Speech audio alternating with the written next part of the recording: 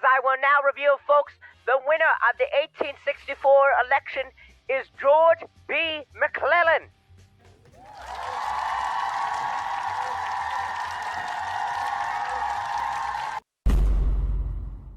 It was 160 years ago when George B.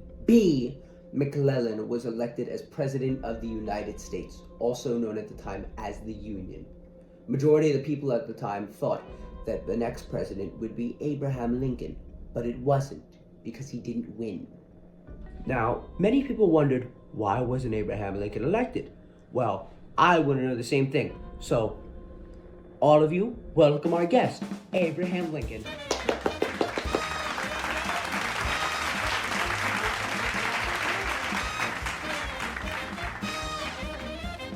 You look stunning, Mr. Lincoln. Anyways, back to my question.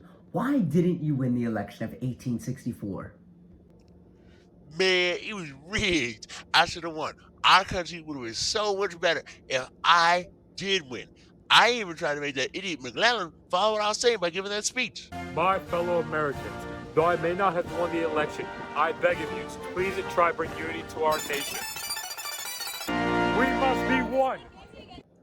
Oh, those were the good old days. Wasn't all bad after I wasn't elected, though. McClellan was elected, negotiations with the Confederacy to unite once again started, and a peace treaty was even signed. But then, he gave the Confederation an inch. He allowed them to keep their own independent nation and keep the heinous laws that allowed slavery to still be legal. And then, the next election came around, and McClellan lost to Finger Donnie, who promised to make the Union stronger and improve civil rights. Man, Abraham, thanks for that history. Now I would let you continue, but I gotta ask you some of these questions on this piece of paper. How did slavery end up fully ending in the Union, in the Confederacy, you know? How'd that happen? Well, the ball started rolling when I was in office, as I enforced the Emancipation Proclamation and made it so the Confederacy and the Union weren't allowed to utilize slavery. But after a court thing, it was revealed that it wasn't legally institutionalized in the Confederate States.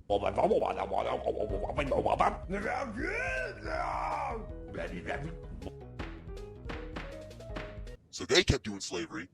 Then, throughout the years, people started to realize, hey, slavery is kind of immoral and it's kind of evil and we probably shouldn't do it. So then, more anti-slavery politicians, like Commander Riefo O'Donnell, got elected into office, and now here we are today, where we got the Union and the Confederacy agreeing to meet in the middle about the emancipation. We don't like slavery.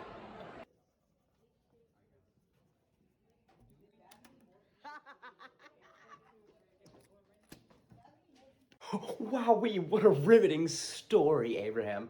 Man, I gotta tell you, I love listening to your tales, man. I could let you talk for all day. You know that. Anyways, so thank you, man, for all that history in the United States. No problem, Evan. I still despise you, and I don't know why I delegated time to talk with you. But you know what? You're still welcome. Hey, you want to know how I got my mystical powers? I found the Fountain of Youth. I went to the Fountain of Youth, and I bathed in it, and it didn't feel good. My skin burnt, I couldn't smell, I couldn't see, and then I filled it with chocolate milk, and then I drank the chocolate milk, and it felt good. It felt good. That's all, folks. Noah Simon.